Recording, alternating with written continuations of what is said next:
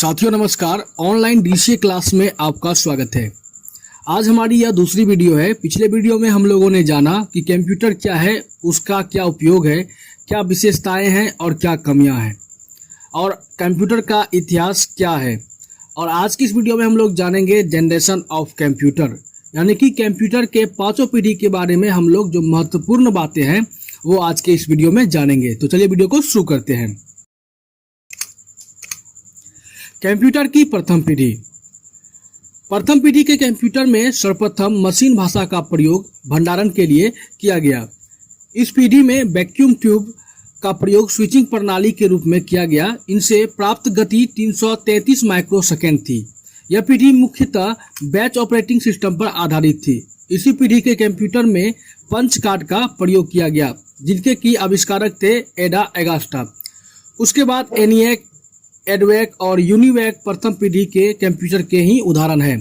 Electronic numerical integrator and calculator, electronic discrete variable automatic computer, electronic delay storage, automatic calculator इत्यादि का प्रयोग इस पीढ़ी में प्रचलित था। कंप्यूटर की द्वितीय पीढ़ी।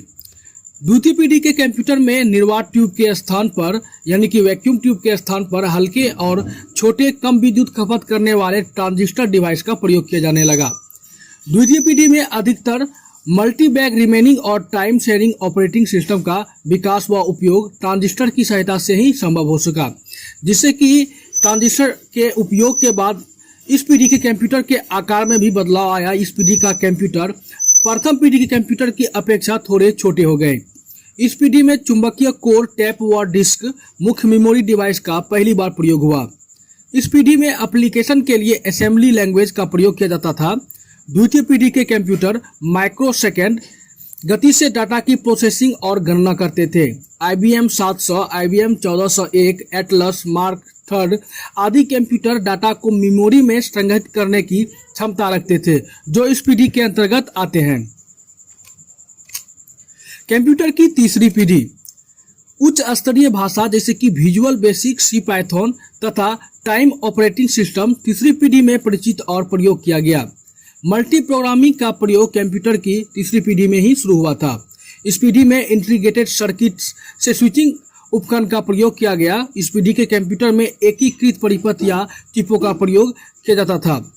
इंटीग्रेटेड सर्किट के प्रयोग से इस पीढ़ी के कंप्यूटर द्वितीय पीढ़ी के कंप्यूटर के अपेक्षा थोड़े और छोटे बने। तीसरी पीढ़ी में कंप्यूटर की मुख्य मेमोरी पर पड़ने वाला दबाव कम हो गया तथा प्रोग्राम लिखना भी आसान हो गया। IBM 360, IBM 370, ICL 1900 और 2900, ब्रोज 5700, 6700, 7700 इत्यादि इस पीढ़ी के उदाहरण हैं। अगर आप लोगों को इसकी पिक्चर देखनी है तो हमारे ब्लॉग को आप विजिट कर सकते हैं या आप गूगल पे भी सर्च करके वॉच कर सकते हैं। कंप्यूटर की चौथी पीढ़ी। तो कंप्यूटर के चौथी पीढ़ी के युग में ग्राफिकल यूजर इंटरफेस का विकास हुआ, जो यूजर फ्रेंडली वातावरण उपलब्ध करने में बहुत उपयोगी है।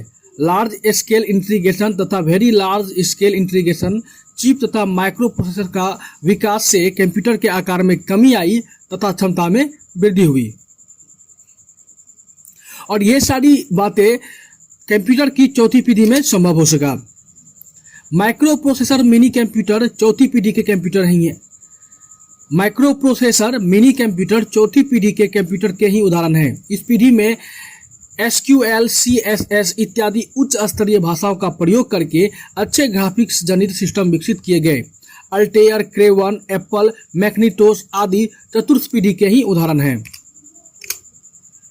कंप्यूटर की पांचवी पीढ़ी, यानी कि जो अभी पीढ़ी चल रही है वो कंप्यूटर की पांचवी पीढ़ी के अंतर्गत ही आते हैं। 1990 से अब तक का समय कंप्यूटर के पांचवी पीढ़ी के अंतर्गत आते हैं। और आप लोग जान ही रहे होंगे कि प्रथम पीढ़ी से लेकर पांचवी पीढ़ी में कंप्यूटर के आकार, विचार और इनके उपयोग में कितने सारे बदलाव आए हैं। जैसा कि पहले अगर प्रथम पीढ़ी के कंप्यूटर की आकार की बात करें तो वो 2 कमरों के बराबर एक कंप्यूटर था, लेकिन अभी बात करें तो ऐसी भी कंप्यूटर इजाद किए गए हैं जो कि आपके पॉकेट में बड़े आसानी से आ जाते हैं। इस पीढ़ी में ही इंटरनेट का प्रयोग का विस्तार हुआ, प्लस C++, जावा, .NET जैसी उच्च स्तरीय भाषाओं का प्रयोग तथा इमेज रिकॉग्निशन, कृत्रिम बुद्धिमत्ता, प्राकृतिक इत्यादि पर आधारित एप्लीकेशन का निर्माण 5वीं पीढ़ी के अंतर्गत हुआ। इस पीढ़ी के कंप्यूटर के आकार बहुत छोटे किए गए और यूजर फ्रेंडली बनाया गया। तो साथियों, आज के वीडियो में इतना ही। विशेष जानकारी के लिए आप हमारे ब्लॉग www.techrelatedtrickinhindi.blogspot.com को विजिट कर सकते हैं। यहाँ पर मैंने कंप्यूटर के 5 पीढ़ी के बारे में अलग से ब्लॉग लिखा हुआ है। हर एक पीढ़ी में आपको अच्छी इन्फॉर्मेशन मिल जाएगी। साथ में इस इन्फॉर्मेशन के साथ साथ आपको वहाँ पे पिक्चर भी मिल जाती है, जो कि आपको समझने में आसानी होती है। मैं इसकी लिंक वीडियो के डिस्क्रिप्शन में दे दूंगा, आप चाहे तो उसे विजिट कर सकते हैं। आज के वीडियो में इतना ही। वीडियो को लंबा नहीं बनाते हैं और अगले वीडियो में मिलते हैं कंप्यूटर के प्रकार को लेकर। तब तक के लिए सभी साथियों का बहुत बहुत धन्यवाद।